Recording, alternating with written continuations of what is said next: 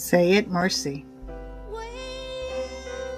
Some days this is a story. Some days it's just a thought that wants to be shared. A pause, a breath. Lighten your load.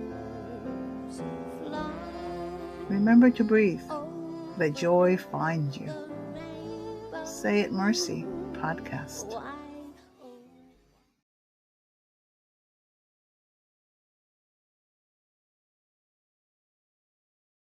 Here I am.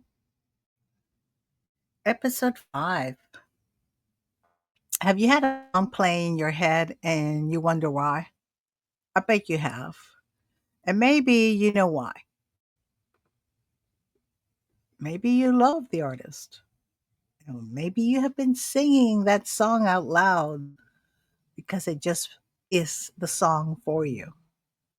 It's that song that you know all the lyrics, every word, and you can sing it out loud proudly.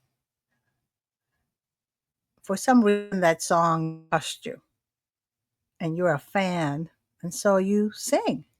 That's normal, right? But what happens when you are not a fan? Excuse me. You didn't even know the artist per se. You didn't even know the song, or maybe you heard it, but was faintly in the background. Something you somehow heard it while you were in someone's car, or the station is being changed, and somehow you heard that melody, but you don't even know the song itself. You don't know the lyrics, and yet it starts playing in your head. And okay, if it hasn't happened to you, maybe what I'm going to say to you can sound a little strange or crazy, but that's what happened to me. All of a sudden, for days, not a few hours, days, Sign of the Time from the movie Project Hail Mary started to play in my head. Now, let me confess, I'm not in the age group that would be Harry Styles fan. And yet here I was hearing his voice playing in my head. The worst is that I have never, even when I was younger, been able to remember lyrics. So I cannot sing the song because I don't remember the lyrics. I just hear it in my head. And I don't have a voice, so I don't think my family wanted to hear me sing either. And what do I do? This song is there. I thought at the beginning it was just because of the movie, because it impacted me. And maybe I'll share that in another episode, because that movie impacted me in so many different levels. And it had a lot of messages. And the reason why it's been a hit, I know for a fact, is the storytelling and the way that they weaved the story in the movie. It just made us connect at a human level. And so there's a lot of what I call magic behind the scene here in the invisible. But why this movie, this song? Out of all the songs in the movie. So, because this happened to me, yes, I'm a little crazy. This has happened to me before. I knew in my case that song had some kind of meaning that my soul, that soft spoken voice inside of us, wanted me to listen to. And because I know this, I just let it play for a few days. While, meanwhile, I researched about the song because I'm a curious explorer. When something is happening, I don't stay passive. I just go into and dive into what's going on with curiosity, of course. because I don't know what's going on. I don't want to shut it down without knowing why. And so I found out how it became a theme song for the movie Project Hail Mary, and how it is really a goodbye song, but it's also an opening to a new. When I look at the lyric, it really was like, I don't even know. But the melody, I wish I knew how to play an instrument because I only had 1 year of piano. So definitely I'm not an expert in music and tone. But I knew that how it was produced or how the music was arranged was creating a feeling for you to go and into the song. That's what all these songs makes us do, right? We connect to something. We may connect to the beat of the song or we connect to the words of the song. If not, we would forget them. And then I'm thinking, okay, well, the meaning, it's something has died, something is the past, you can't go back to it. There's something new.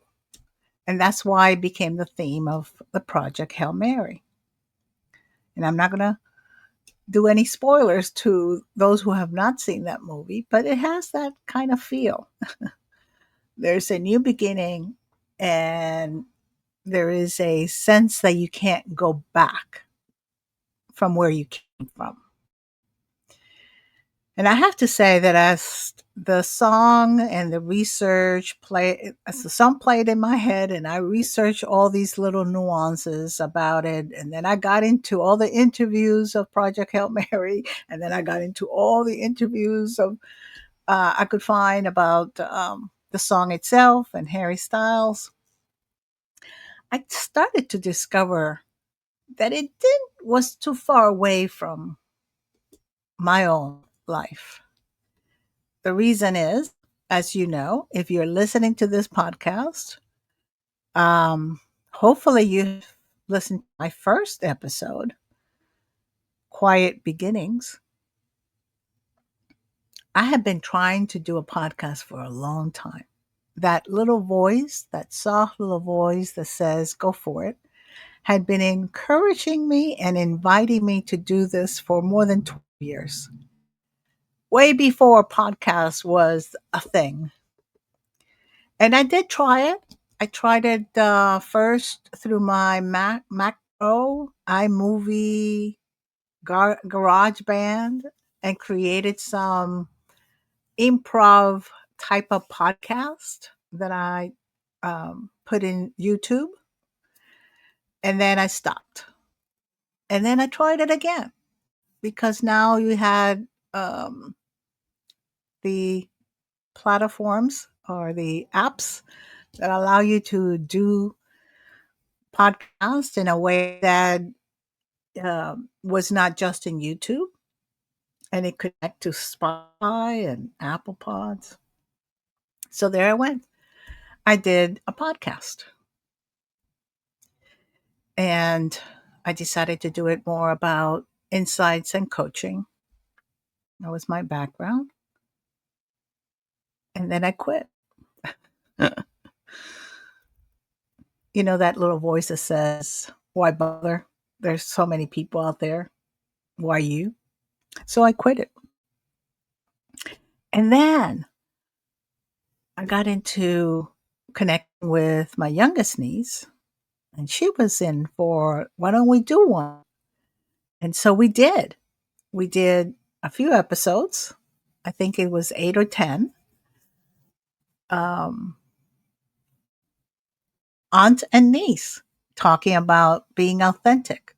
And we were also giving more insights about leadership and coaching. And then her life got complicated. My life got complicated. And we stopped. And here I am again, because there was this invitation of my little voice, that soul that says, oh, no, no, no, no. you're going to still do that podcast. So I think there was something with that song.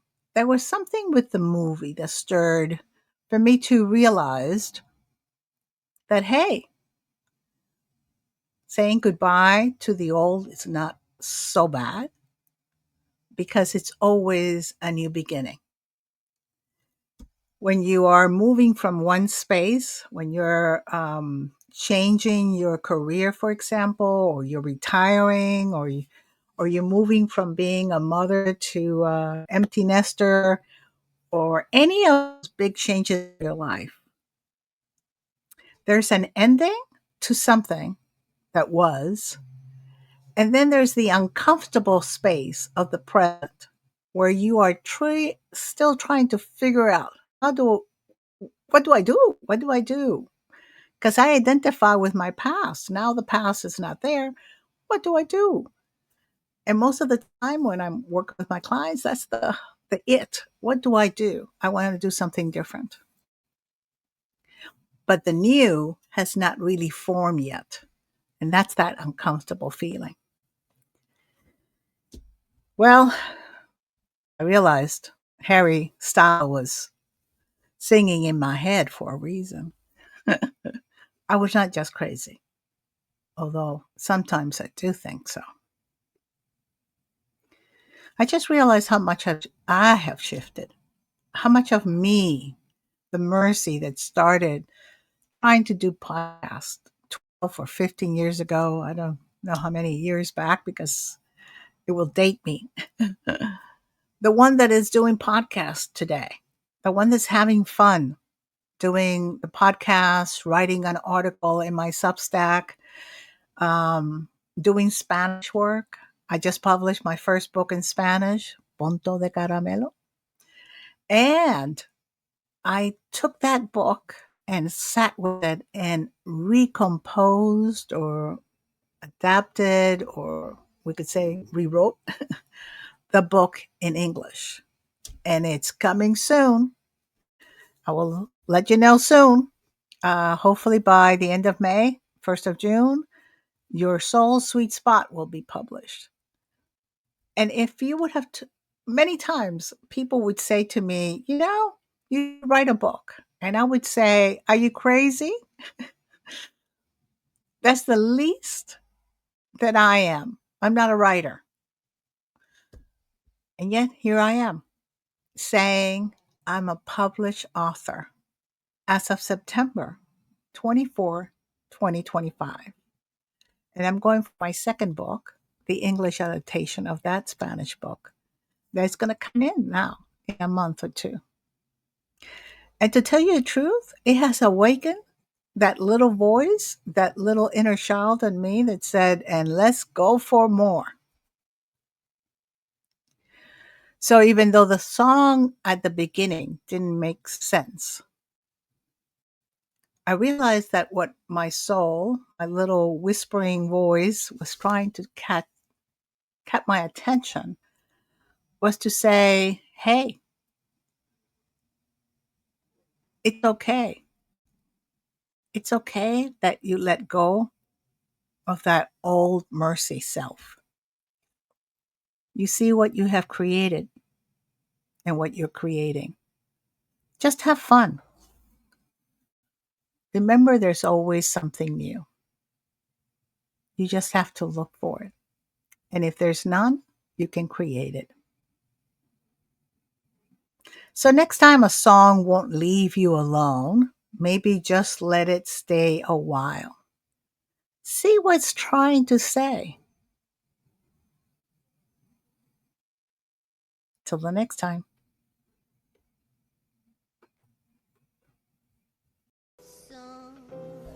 Thank you for being here, for listening, and for honoring your soul's whispers. If today's reflection spoke to you, I invite you to share it or subscribe in whatever way feels natural to you. You're also welcome to connect with me on YouTube or through my Substack's Reflections, where this soulful journey continues. Until next time, may your story unfold with clarity, tenderness, joy, and light.